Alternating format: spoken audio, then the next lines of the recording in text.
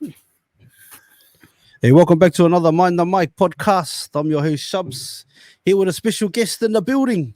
Son of a league player and a coach too, eh, Cuzzy? Brad Hepi, the brother Tyla Hepi, bit of a player over there in the UK, played his trade for Toulouse for a few years, and with a few other clubs, Castleford and was it Featherstone? Featherstone, yeah. Yeah, that's the one, Featherstone, and now at Doncaster. How are you, Cuzzy? I'm good, bro. Good to be on. Thanks for having me. Thank you for the opportunity, my brother. So, for anybody that doesn't know, or maybe don't know how to find out more information about you, Cuzzy, tell us a little bit about yourself. Give us a little story of Tyler.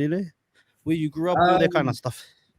Yeah. So, well, in a nutshell, in terms of rugby league, I left New Zealand in 2011 pre-season.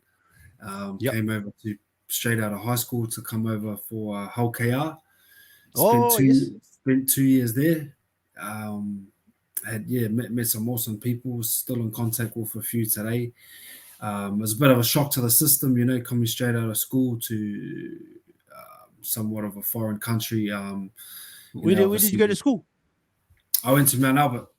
Oh, yeah. Yeah, so finished there, come straight over, and I was like, fuck, like, what have I done? Sort of the first 3, 4, even 6 months I'd go to say I was a bit like, whoa, looking back at all the boys back then, it was Facebook actually, but not it wasn't as interactive as it is now. But you still sort of seen everyone having fun in summer, and you're like, what have I done? What am I doing? Bloody raining now. And then got stuck in there for 2 years, and then I moved to Australia. Played I was meant to play at Wyong, and then Zane Tetevano actually came from Newcastle Knights the same year. And I just didn't get another look in at Wong, and ended up playing at the Entrance Tigers for the whole year on the Ron Massey Cup. Had a good time. My footy probably wasn't the best, but off field, like, man, just had so much fun, just like on the piss all the time. And that Aussie mentality, that Aussie lifestyle sort of just sucked me up, bro. I wasn't used to it. And just the Sundays after the games on the beers and that. It was real good, like socially. Met a lot of good boys. Still dudes that I'm in contact with today. And after that, I was meant to go and play for the Catalan reserve team in France with scope of sort of working my way into the first team. That contract didn't come to fruition, and ended up signing for a team called Whitehaven in the northwest of England, far from about 50 minutes to an hour from where my mum's actually originally from, in Carlisle. Oh, true. Yeah, so it worked out good. Like, I look back now and I feel like it was it was meant to happen, because like it was like a bit of a godsend, because my grandma just sort of, she was still going through coming out the sort of back end of breast cancer at the time. Was she there? She based there, brother? Yeah, she was based in Carlisle, I got that contract at Whitehaven, and I was traveling an hour through to training. It just worked out perfectly to be closer to my mum's side of the family. True. Did you have a lot to do with them when you were growing up? Or? Obviously other side of the phone, but growing up in New Zealand, majority of my life, only sort of seen them on holidays if and when. So it was good. Like, I felt like it was meant to be, and I got to spend a lot of time with my grandma and granddad and my uncle and cousins. So finished there, moved back to New Zealand. Didn't really have a contract on offer. Started doing New South Wales Cup training with the Warriors. Up the was. It was pretty tough, man. Probably the hardest preseason I've ever done. I don't know whether that was because of the training was so hard, but the training was so hard. But at the same time, I was working. I was up at 5 a.m. going to true, mahi as well. was going to Onehunga and working at a friend's furniture factory. Shout out to Bourneville Furniture. And I'd finish that, and then I'd go to Mount Smart and train sort of, I think, it was most nights. Who were some of the players you were training with there, brother, at the time? At the time, James Bell, he's playing for St. Helens now. Patrick Sipley, Connie Harrell, he was first team, so he wasn't training cup. Bunty R4 started, and then he got promoted to first grade. James Gavitt, same thing, went to first grade. So now there was a good bunch of boys. It was cool, but it was tough. Yeah, it was very tough training, but I enjoyed it. Probably the fittest and best I've looked. That wise, but yeah, I was knackered, bro. I don't know, you look pretty scucks now, cuz. Yeah. I'd get home, bro. I'd get home at like 9:30, 10 o'clock, go straight to sleep. At the time, I was sort of staying at my grandparents' house and my ex's house, and I'll just conk out. And then ended up getting an offer to go to Toulouse. I think it was like a couple of weeks before we were due to play the Gold Coast in a trial. Mm-hmm. And I sort of just spoke to, because I'd actually been coached by Stacey at Pontchev before I left to England during, I was playing, we got promoted into the Fox. That was one of the best years I've played, I was only a kid, playing amongst all these men, but they taught me so much. And shout out to my Pontchev boys back in the day. It was awesome. So I got a call from Sylvain at Toulouse, and he sort of offered me, full-time contract, come live in the south of France and experience. And, we're a club looking to go places with ambition. Yeah. I spoke to Stacey, and he just sort of said, look, the choice is yours. We got these trials in a couple of weeks. If you want to stay and have a crack, I think you've had a good preseason, blah, blah, blah. And then, I just sort of went home, and I think I was just overworking. I was just like, fuck. I was like, frick, I think I'm just going to go. So I just sort of rang Stacey at the Warriors and just sort of said, look, I'm going to go. Thanks for all the opportunities here. And that sort of just, I spent fast forward 4 years, spent 4 years there. What was it like, brother? South of France, Toulouse? Oh, man, honestly, if any of the boys can ever, because guys have always asked me, what was it like? How was it? Even dudes back home that are playing in Fox, and I got a mate, Chase Bernard, now that after sort of he talked to me, but he's moved and he's playing in the French comp though, for Albi. But just it's such a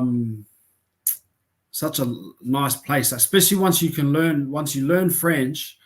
It's so much better. But it is tough if you can't speak French, especially when I sort of first got to Toulouse, that none of the boys could really speak good English. But as the years went on, I picked up French, they picked up English. It got a lot better, and just a great place, naturally beautiful. Lot of things to see and do. The French are really quite. The guys I hung around and stuff, they're very family orientated. Like Sundays are for family. You have a big family kai. The roads are empty, the shops are closed. Everyone's sort of at their family's house or at home. So that sort of was really cool. Did you catch up with any or hang out with any the Toulouse, like the rugby boys? Union boys? Or at the time, my friend from school, Jared Poy, he was sort of on the fringes of Stade Toulouse. Being a friend from school, one of my good mates, we'd hang out a lot. And Luke McAllister was there at the time, so we sort of just because that's his cousin. We sort of just hung around him a little bit, and a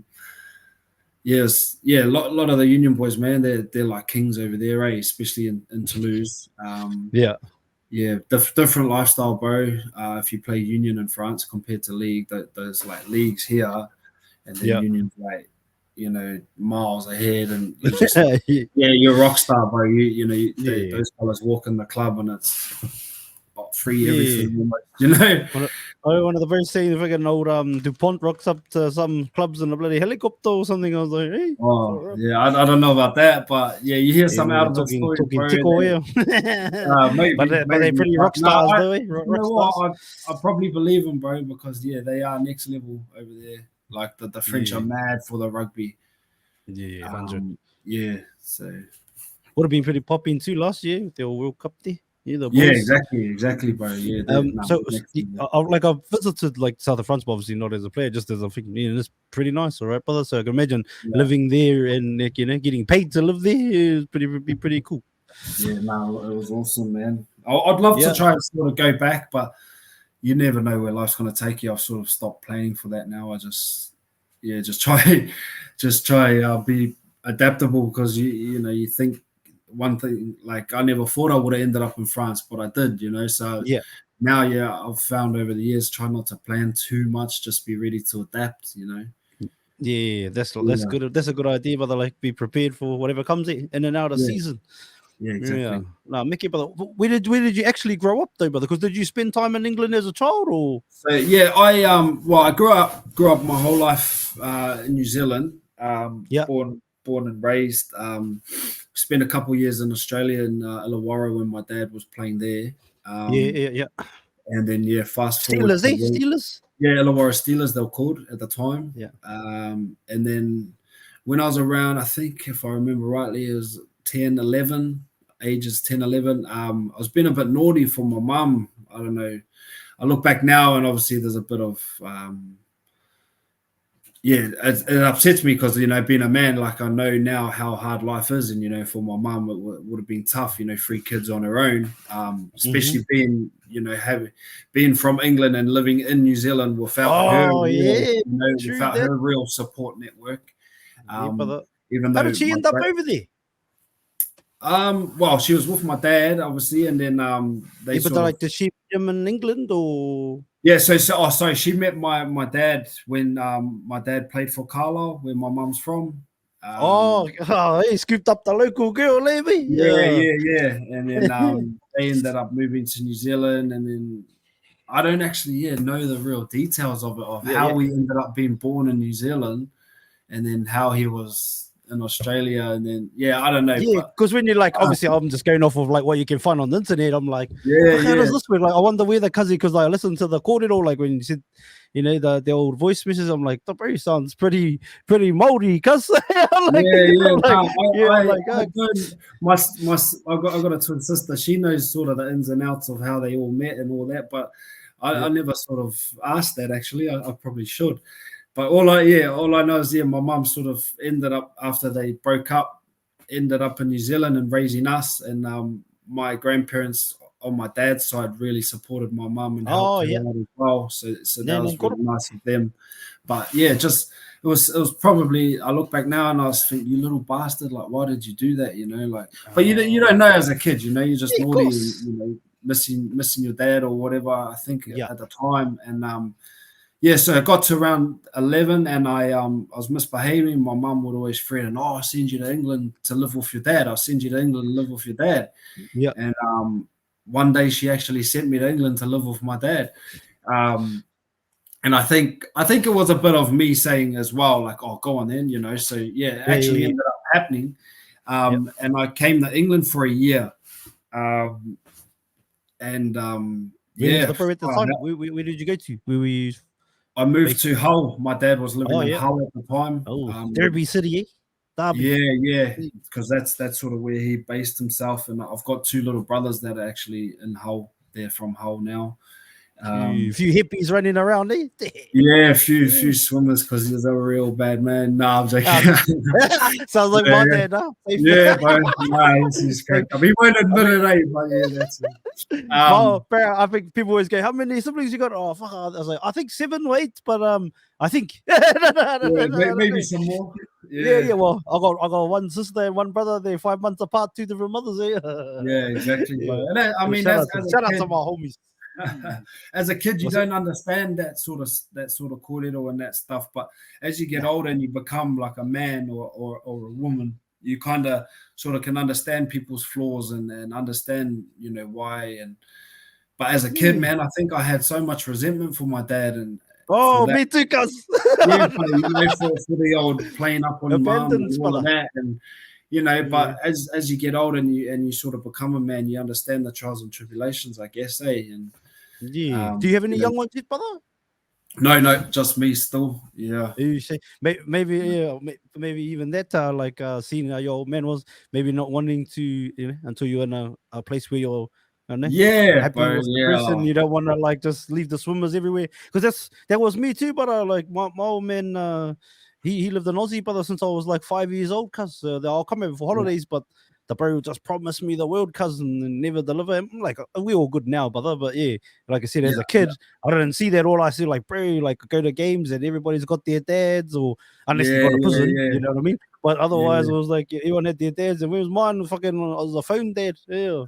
Yeah. I was pretty lucky though, bro. I had my koro, Yeah, yeah. my dad's dad, man, far like that guy. Up. He's next level, bro. He's Where's the yeah. whānau from, cuz? Where's the whānau from? He's from Matodi Bay Oh, up originally, the north. Up up the the north. north. Yeah. Oh, the He north. moved down to Auckland when he was young though, and went to.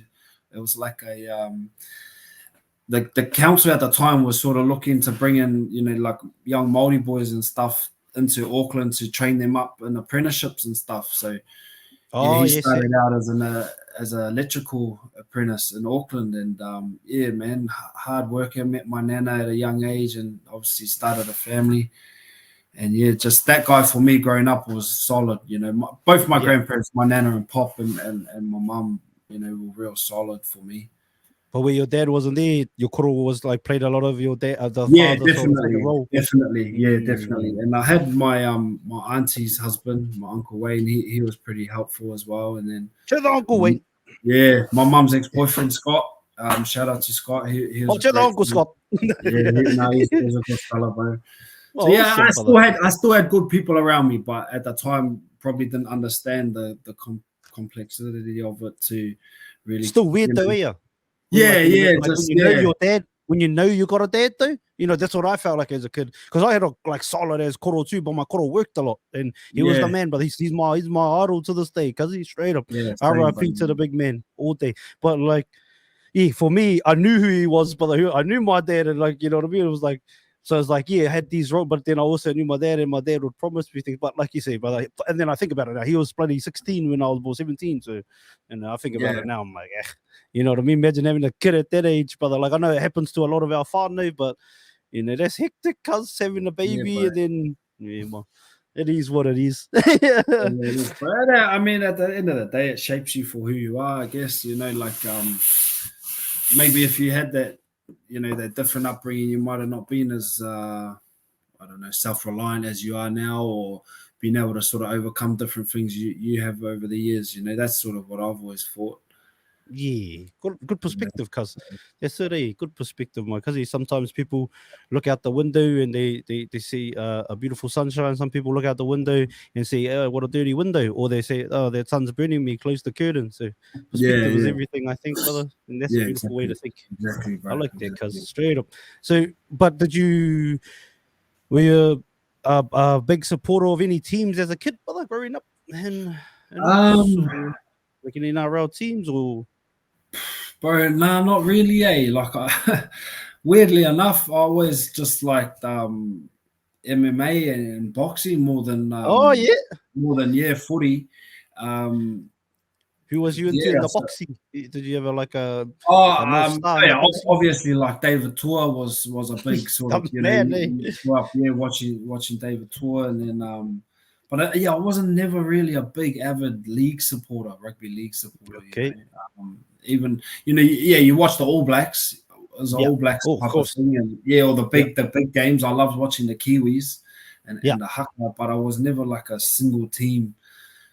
But yeah, it was always sort of MMA. I like the old school fellas, Rampage, Wanderlei Silva, these guys, Yeah. Fedor. Those type of fighters. I loved watching 100%, them. brother. 100 Yeah, Fero. yeah, I think yeah, it's shit that he never got to fight in the UFC, but yeah. yeah, man, Fero. yeah. Pride days, weapon. Dan Henderson, Baz Rutten, these type of fellas. But I loved watching. But back then, like especially the Brazilians, they had like there was no rules. They could stomp on people, kick them in the head, all sorts. Man, it was ruthless as back then, and I was just so fascinated by that. Get the old DVDs from the video shop too, cuz. Yeah. Well, shout out to the cousin Steve Oliver, bro. He really, he's another fella like took me under the wing as a kid, and he's actually a black belt Gracie. He's got his own MMA gym in Auckland and around New Zealand, different sort of franchises. So I sort of always would like. He's a funny fella, bro. He's got so much stuff. He just throw it. Can I borrow this book? Yeah, bro, take it. He just always give me all these, these MMA books, and then the boys at the gym, get the hard drive, put all the fights on this hard drive, and get home and watch it. So that was pretty cool. And I think just being in New Zealand, like everyone's, I don't know, it's without sounding and making New Zealand look like a bad place. Everyone's sort of just so used to a 1 out and seeing it, and it's just a normal thing, like. Have a quick fight and then that's it. Sweet. And so sort it out. All good. It's such a cultural thing, with anyone watching from the outside in thinking like, oh, these guys are savages or whatever. It's not like that. It's hard to understand if you're not from New Zealand, Well, Captain Cook did call us savages, cuz. So exactly. I think that's part of it too, but it's in the toto. Like our people were warriors, cuz not that long ago. You know what I mean? Like 200 years, not even 200 years. Like before World War I, like you go back 20 years, our people were still fighting the British, cuz exactly. So that's only like 1.5 people ago. People can live to 100 years old. So no, it's not that crazy, and you're right, brother. Like we grew up that way, not as much like murders in it as like other countries, but definitely 1 ounce. Like everything was just solved. Is that us? okay. Hey, like 100. And then that's it after, because you know what I noticed too. You go to like America or something, and obviously they have some great fighters as well, but you go to some of those places, you go to the pub zone, and then you like roll in, and it's got like a sign where they have the smoking sign, but it's got the smoking sign with a bloody gun in the middle. Like, don't bring your gun in here. It's like, I don't even want to one out somebody. Get shot there. Get out the front again. But I get what you mean, brother. And New Zealand's actually changing now. Like it's sort of getting a bit like that. Guys are carrying weapons and all that shit. It's pretty upsetting to see, but I think that's just life in general, man, at the moment.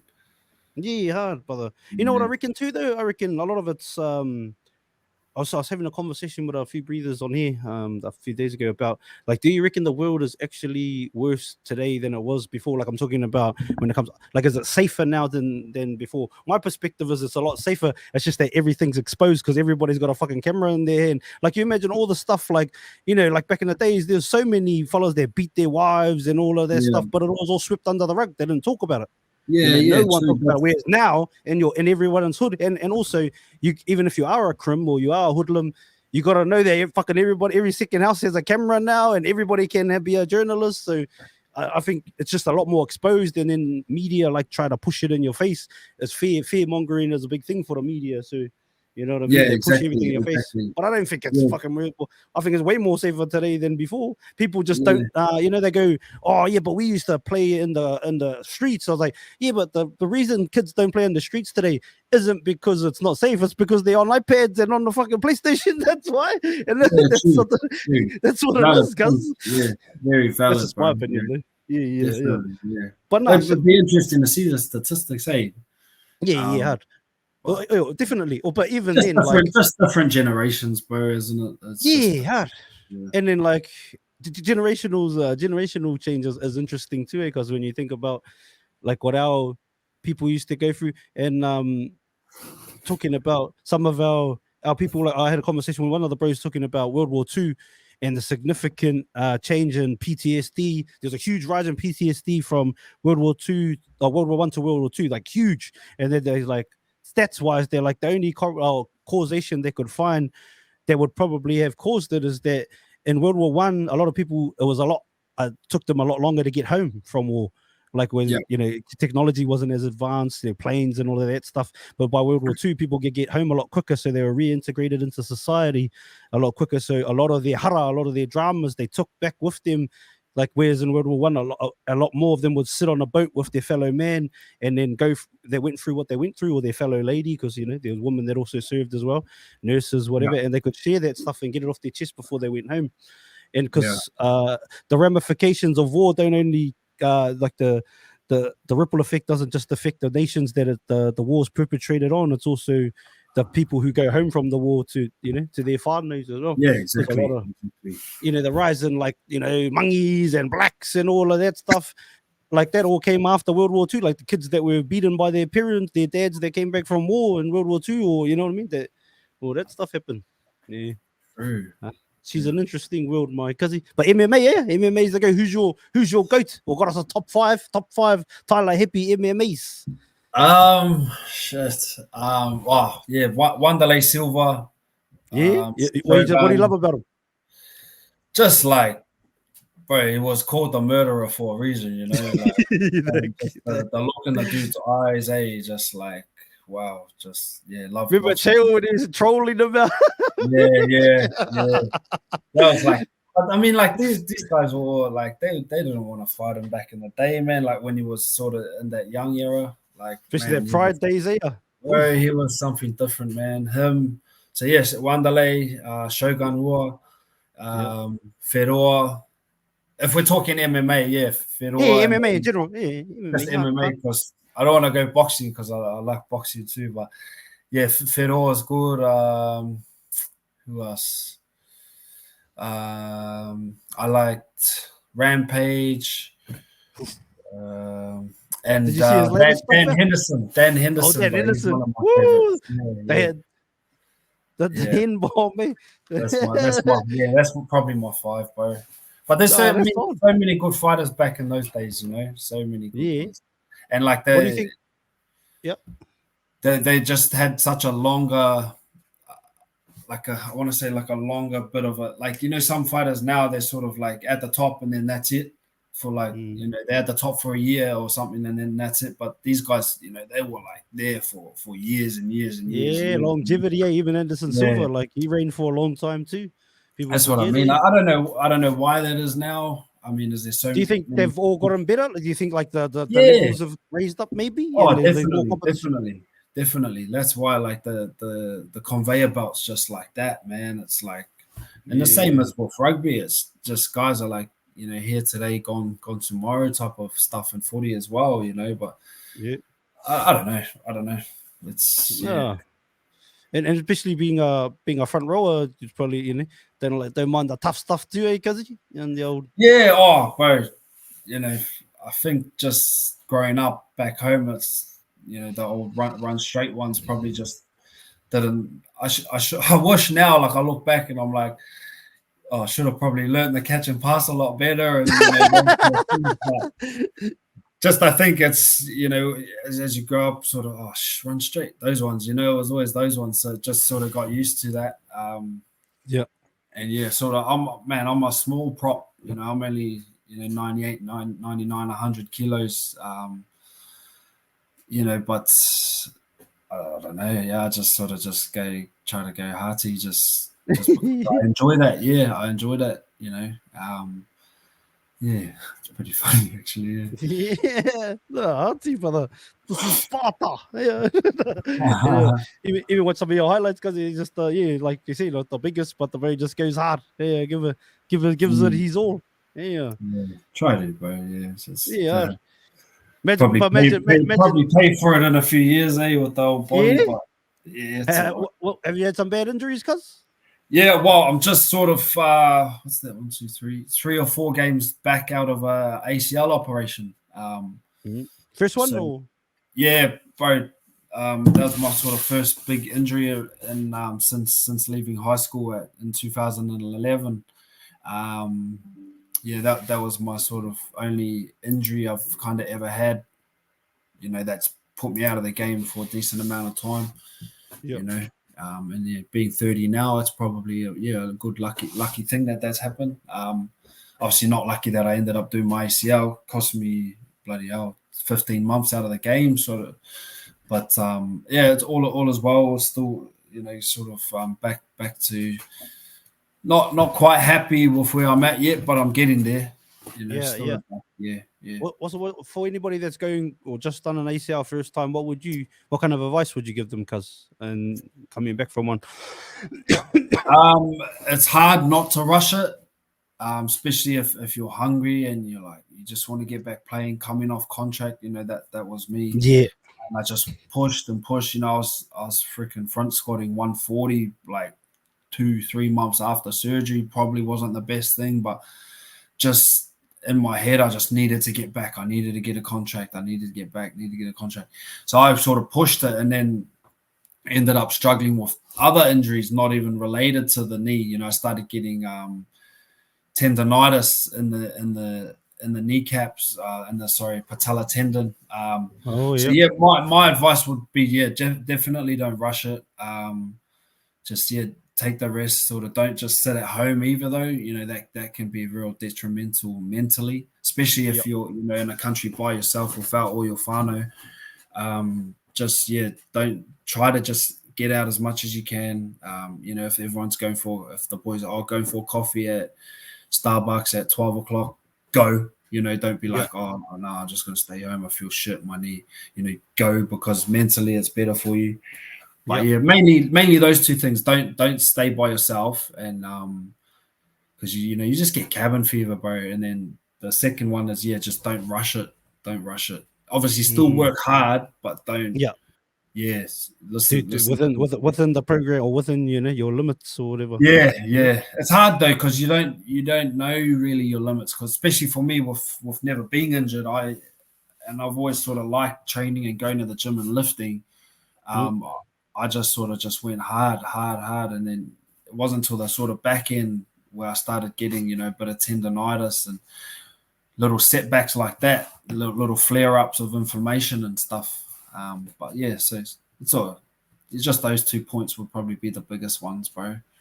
Yeah, no, Mickey, my brother, Mickey. And that's, I mean, like you said, you're fortunate in a way. A lot of people have injuries young, and some people get injured out of the game. Like I had a cordial with Anthony Cherrington. I don't know if you know the bro, but the bro did 3 ACLs, 3 preseason, like 3 back to like 3 years in a row, brother. Bang, bang, bang. Like, and being a superstar young kid, like prodigy, like Nick Sonny Bill tag, you know what I mean? Like, could have been anything to 3 ACLs, Nick Minute, like, it doesn't. And then shout out to the bro though. He had the determination and ended up playing again, for the Bunnies, 9 years later after going through all those injuries, and he got to play in the NRL again. Not even that he wanted to like have a big career, like he realized that, but he just like determined to go back and have a crack. And the fact that he did, but he just proved to himself that even though it's gonna be sore, I'm gonna give it a crack. But I thought good things, but because I'm sure there's people out there that, like you see, plenty of boys going through it, or even just in general, but maybe not even athletes, but just used to maybe being active, and then they've done the ACL, brother. Definitely.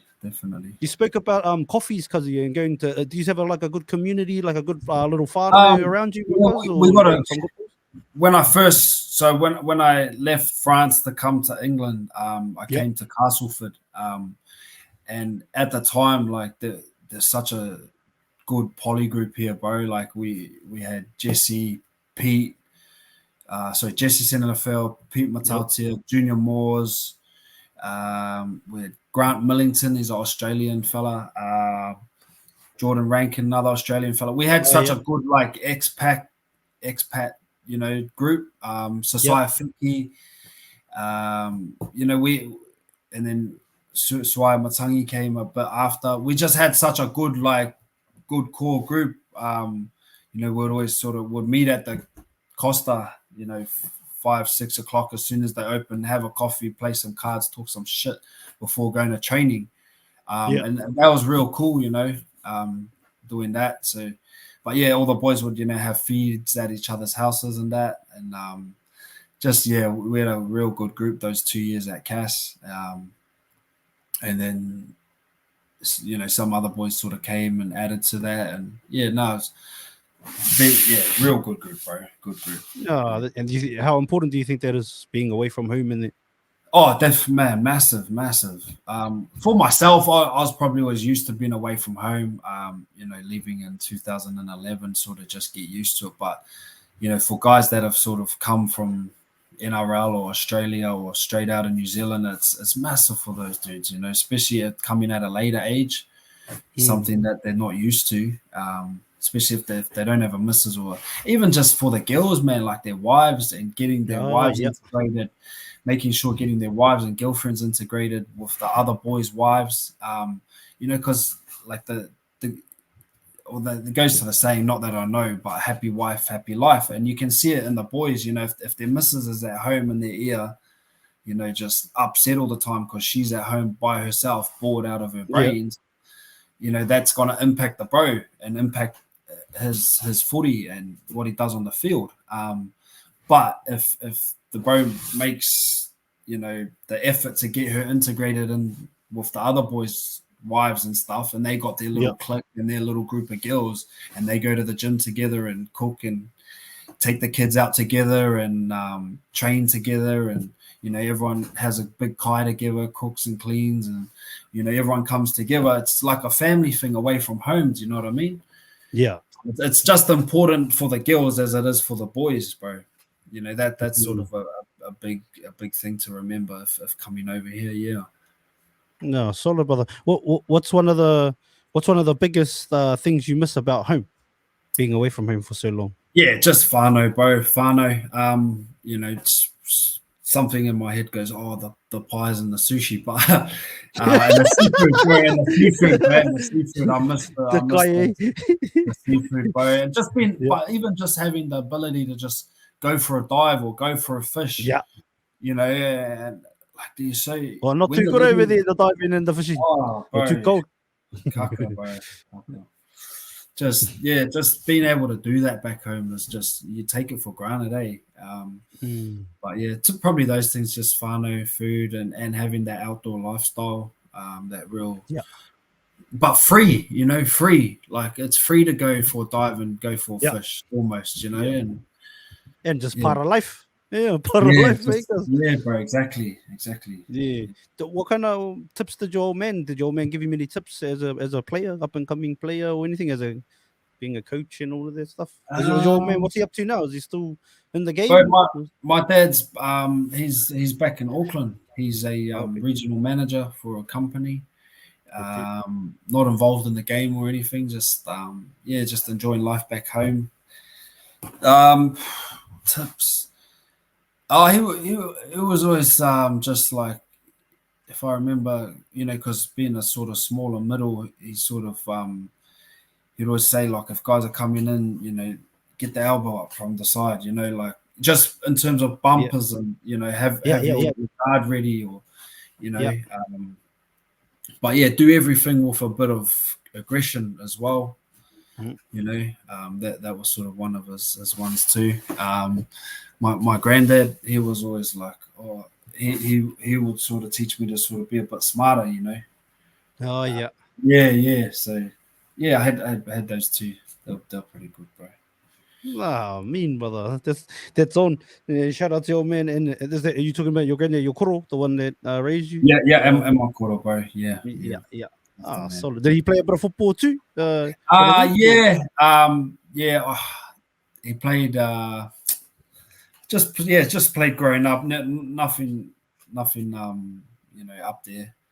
But because he's just mahi dog, bro. Just working and putting the food on the table. Yeah, that fella, man. He's an electrician. Yeah. Oh, is he still around? Retired.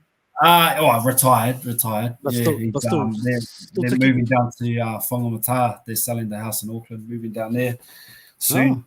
You might get a big wicket for that, eh? Oh, those Auckland houses go for heaps, huh? Wow, man. Yeah, they're struggling to sell it, but I think that's things in the market at the moment. But, Bro, what about the cost of living back home? Cause out the gate, eh? Oh, right.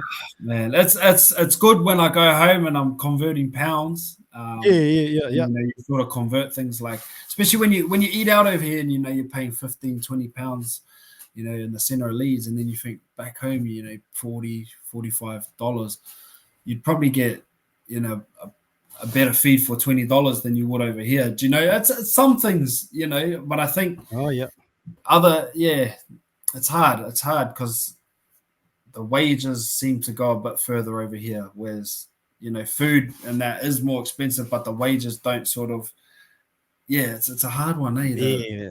But I probably don't notice it when I do go back because I'm converting pounds and you're getting 2 for 1 type of thing. But I guess if I was earning the dollar, you back home, yeah, it would probably be a bit tougher. But I mean, I've always told my friends too, just sort of if you're earning, let's say 100K or 60K, live like you're earning 20. Don't live outside of your means, eh? Yeah, don't be a tight ass. If the boys are going for a feed or if it's hey, I'll keep the card in the pocket. Oh, I forgot it. Yeah, don't go to the counter. Hey, don't do those ones. Go to the counter and do the haka. Nah. Yeah. Like still enjoy yourself and still shout the boys and take if you take people out for dinner and stuff, but. Don't go get the cars on hire purchase and all that bullshit, that image shot.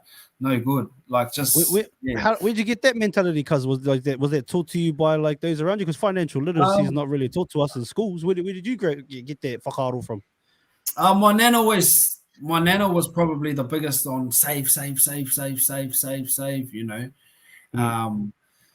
but yeah, just sort of as I got older, I never really earned good money, bro. Like through footy, sort of till as you get older, you earn a bit better, but never the high end.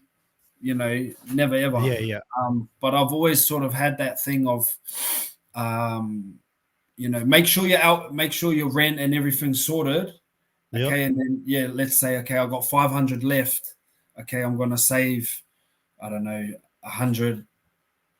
Invest 100 and then spend 100 on food and whatever, and then once that money's gone, that's on food. Oh, bro, take the Tupperware to training, fill it up. Like bro, honest, like that. Like the boys used to laugh at me, like I'll take all the leftovers to training. Go into the kitchen, they're throwing it in the bin. I say, I'll take it. Like just little savings like that. I never was really one that had the. Even now, bro, my Beamer cost me $1,000, and it's done like nearly 300,000 miles, bro, and it's still running good, bro. Like I'm not asked about that imagery stuff. Good on you, cuz. And I just think just for the younger fellas coming through, man, it is hard. It is easy to get caught up in that wanting to look mean and mecca, but you still got a life after footy, and if you're earning 100 grand and living like you're earning 100 grand, you're going to get a big shock when it comes to retirement because your wages are going to go from 100 grand to 20 grand. So, if you got a mortgage that's, your affordability at the time of buying a house is at 100 grand, come to retirement and you go from earning 100 grand to 20 grand, you're going to struggle, bro. And then going way off topic, I honestly believe that's sort of what causes the depression and stuff and things like that. It just impacts people hard, brother. Massively, bro, massively. Yeah, and you see it all the time, bro. You see it all the time. It was like old Gary V says, brother. Why you wanna don't buy stuff to impress people that don't give a fuck about you. You know what I mean? Like who cares? Yeah, like people want to do it for the gram or whatever, but like those people don't even give a damn about you. And when you finish playing, like if we're relating to footy players, when you finish playing, man, they don't care, bro. Like they're not reaching out or. Cause he's come, I can get you a job here or there, It's he's struggling now. Oh fuck, he's a bus driver now. Look, he's a labourer now. Like you see it all the time, bro. No one gives a fuck about you when you're not playing anymore. Bro, that's it, brother. I think that's beautiful. Yeah, I think that's a beautiful thing you're saying there, because that's a gem for the brothers, because and probably some young fellas like you said that maybe like yourself never got to the like fucking big contract ones, but like still made it earn. But then you're looking at these fellas with the big contracts who are living to that means, or even if they're living not to that means but under, and they're able to save because they're making way more. You know what I mean? So you look like, oh, I gotta have that, but like for what? For what, bro? Like, and I mean, look, at the end of the day, if the bros can finish up their career and at least they own a house or they got 20, 30, 40K in the bank. It helps, bro, with the transition into, I want to say civilian life when I'm talking like we're in the army here, but we're not. We are living in a, you go from playing sport every day to having to get a job and really count your pennies. But if you're already counting your pennies now, the transition is just like, oh, it's normal, man, It's already habitual. You set those, Yeah. those habits.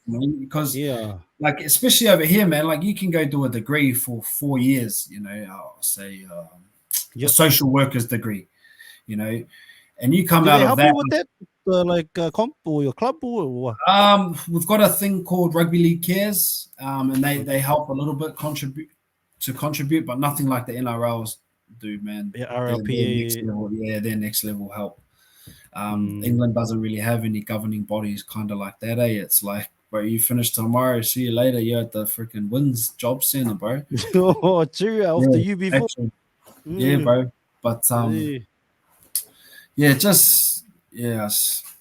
just see it, man. Like like I said, like you come out of 4-year degree, social worker. You're lucky if you're earning £27,000 a year, and that's after a 4-year degree. Imagine if you're a footy player earning 60 grand, 70 grand, and then you come out the other end of rugby, you got to go get a job. Like, you'll be lucky to be earning 20 to 30K in the real world. And then you still got the house from the 70 grand contract. So and you've still got the car that's costing you 500 freaking pound a month as well. Like you soon fall into areas, and it's not nice. You get caught in that debt cycle, bro. That's good though, but and that's the.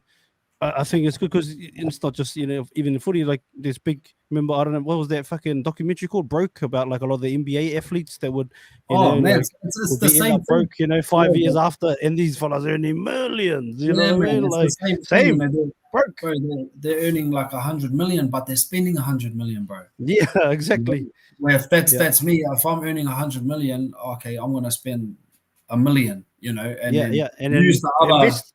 Use the other money, more. To put into assets that are going to bring back money for me when I do retire, But that's like massive scale. Have you done a lot of like in education? Yeah, it's massive scale, but bringing it back to, again, like you said, brother, when you're earning, that much, if you keep these processes, when you drop down, you're not going to feel it. You're just going to, it's going to be all good. You'll be okay. Exactly. But then if you're living this way, like you said, the depression, the drop, boom. Like, I'm used to getting on. It's a big shock, man. It's a big shock, and you see it happen to dudes all the time. Yeah, 100. Man, Did you, like, you talk about investing in that? Because do you follow anybody? Have you like done a lot of like stuff on that and that mahi? Because like you said, you're not gonna be. I mean, maybe you play for, let's say you play for another, I don't know how long, 5, 6, 7, 8 years, maybe 10 years, maybe you played at 40.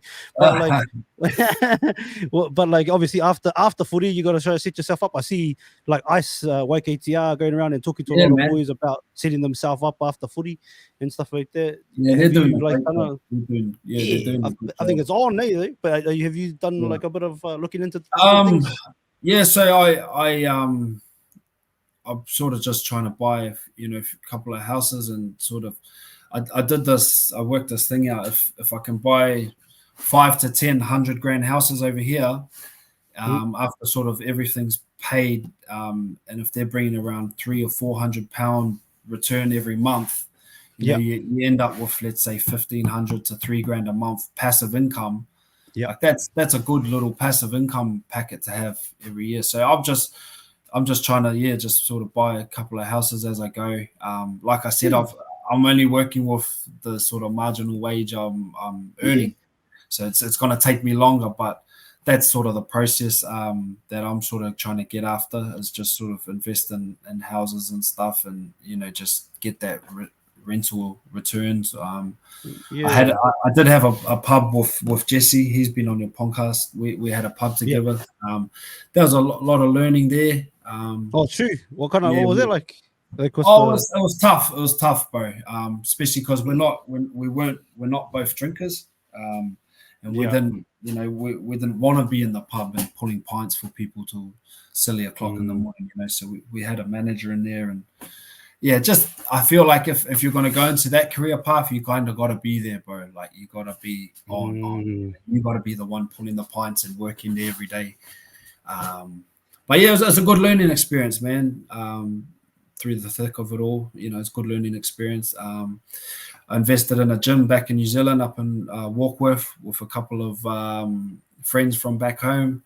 Yep. That's what it just looks after itself. But That's yeah, good. just sort of always looking at different opportunities, man. And if That's if good, the cuzzy. if the numbers and the money, if I can make it happen, I'll do it. But like I said, never really pushing the boat out too far where I want to. I'll never sort of put myself in real financial struggle just for an investment. If I've got the money, I'll do it. If I don't, I don't. It is what it is. Yeah. But it's got that delayed gratification is key too, because we're in a microwave era where everybody wants it straight away. You know what I mean? Especially when you've got breathers, watching like some of the brothers, which I don't know, I'll watch them too. Some of the brothers like I'm gonna blackjack for every fucking fourth. I'm gonna go fucking 10 cents for every follower I got. Like the bros like that, and they cracking it, and people are like, "Fool, look at this fella!" Like or whatever it is, winning the lotto, whatever the thing is. Like people want that microwave experience in this microwave era, but delayed gratification. It's easy to get caught up in that. It is. Like I'm not gonna sit here and say I don't, because I think fuck. Look, I see, I watch that shit too. But you gotta remember, bro. At the end of the day, where if we're sat here or people are sat watching us on their phones, they're probably in a far better situation than most of the people in this world. Outside of Australia, New Zealand, and England, man, like people doing it tough, right? Like we got it pretty good. We might, the bro might be working at Pack and Save 9 to 5, but he got a $5,000. He got a $1,000 iPhone now. Yeah, bro. But he's got a lot more than someone else. You know what I mean? If you look at it like that, bro, you're not going to be far wrong, eh? But it is hard to always remind yourself that. Yeah. No, well said, brother. Hey, before we get out of here, I'm just gonna ask a couple of quick questions, if that's all right, my brother. Sweet, brother. Who's your top 5 players that you've played with in the Super League, Toulouse, even go back to Aussie days, and even at the Warriors train anyway? Top 5 players you've played with. Bro, I played with some real good players. Sam Rapira, he'd probably be up there. Just the money he holds, and just the growing up, sort of watching that fella, and then to be able to play with him, bro, and be around him, man, just such a good fella. Where did you play with the bro? At Toulouse. He came to Toulouse. Oh, true. Yeah. Right. It's hard to put a top 5, man. I've played with so many. But it's relative. It's just off the top of the dome, because relative. Tomorrow it'll be different. Oh, the Ogre. Played with Ogre in Australia. Same thing, same as Raps, bro. Tough, hard, knowledgeable, good men. Looked after me, those type of dudes. Con Mika, Paddy Vai, James Bell, Joey Leilua, Pete Matautia. Oh, bro, just so many. Jake Webster, Jesse. Shout out to Jake Webster, Jesse. Yeah, all these dudes, bro. All these dudes, man. Just Eddie Pettyborn, far out, man. I've been lucky. Blake Green, bro. Played with Blake Green. Oh, Greeny. Man. Blake Ricky. Bro, honestly, man, just like when I was younger, Ben Galea, like dudes like this, man, just like Tigers. Man, I've played with a lot of solid dudes. When I was younger, I was just a bit of a hang around them, but not really playing, but still sort of had an odd game here and there with them. But as I got older, probably those ones. Sammy Raps, James Bell, Paddy Vai, Leilua, Ogre, like these guys, they're just solid, my brother, solid.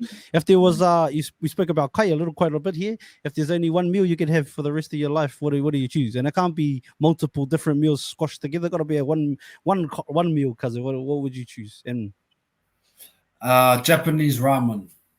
Ooh, tonkatsu, bro, with the extra noodles. Bro. Not tonkatsu, that's the char siu pork. Char siu pork ramen with extra noodles, bro. We're on. Is there a place in the world that you wanted this specific ramen from? Is there a restaurant that makes it the best for you that you've ever had? Nah. Nah, Nah. anywhere in New Zealand's pretty decent with those, man. Yeah. The Luxors and that, just you can't Yeah. beat it, man. No, solid. What about you? You got the option to have one superpower. What do you choose and why? Shit. One superpower. Oh, boy, that's a hard one, eh?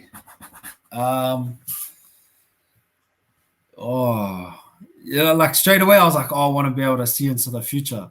But then I'm like, nah, because then you might see some shit that you don't want to see. And then I'm like, just let it happen there. Yeah, and then I'm like, oh, maybe the superpower to bring people back from the dead. But then you're like, nah, because that's a natural life thing. Yeah. I don't know. I'll just go for I want to fly. Fly. Yes, fly super, fast. man. Yeah, fly fast. So I can fly like... home and then be back for my game the next day. Without trying to, I get too deep. You might as well teleport, cuz. Teleport. There you go. Yeah, I'm weird, bro. I start thinking of stuff. Oh yeah, see into the future. But then I'll go, oh no, because then this. So yeah. No, yeah, I'm with you. Teleport, there you go. Teleport. It sounds cool to see into the future, but you're right. Then what if something bad happens? You're like, you gotta figure that all the way until it happens now, eh? That's just me being too deep, bro. But yeah, teleport. No, I love it, brother. Deep is good, brother. You know, this goes as deep as the Mariana Trench, brother. Let's go. 100. Yeah, no, definitely. If there's a young kid out there, or when I say kid, I mean like 18, 19, sort of on the cusp of first grade, and they're looking for a piece of advice from the great Tyla Hepi, what do you got for them, Cuzzy? Just sponge, bro. Just be a sponge. Just learn. But at the same time, if something's working for you, if you're getting noticed, if that's because you got a mean bump and a mean offload or a mean catch and pass, don't go away from what you know and what got you those opportunities in the first place. Because as you get older, coaches will say, oh, I don't like the way you carry the ball, it's too loose, or I don't like the way when you tackle, your shoulder drops a little bit, and they really try to, some coaches try to really regiment and how would you say it, like really, mold you the way they want you to really mold you how they want you to be. But you got to remember that the first time, the thing that got you there was just fucking running hard, and being hearty. Yeah. Like, if that's your thing, like you're a mean hitter, don't go into, oh, now I've got to hit and wrap the ball. Like if you can hit and go through someone and fold them, do it. But okay, then listen to the coach and think, oh yeah, okay, there's times for that. Okay, now I need to hit. But don't go away from yourself. Don't go away from your fundamentals and be molded too much. Really just remember what got you there in the first place. Because as you come through different coaches, because you'll go through a lot, don't let them take away what got you there. Yeah, that makes sense. And perseverance, always just being perseverance, because one coach's outlook and one coach's thoughts of you isn't everyone's, because one guy might, oh no, he's not for us, we'll give him an odd game here and there, and then you think, oh fuck this, I'm gonna go get a job, I'm sick of this shit. But then there might be another coach that you played the following week that think, fuck, he could come into my plans next year, that kind of stuff. That's on, Cuzzy. Who's the biggest pest and funniest person, or they could be the same person, or they could be two different people, or throughout your whole career? Funniest person, shit, bro. I'm trying to think, man, because I've become through so many funny dudes, bro. Yeah. Well, just off the top, Cuzzy, bro. It's just off the top. Who's someone that just fuck that fella always cracks me up out, and then who's a Hotutu fella, just a pest, but maybe they're the same person.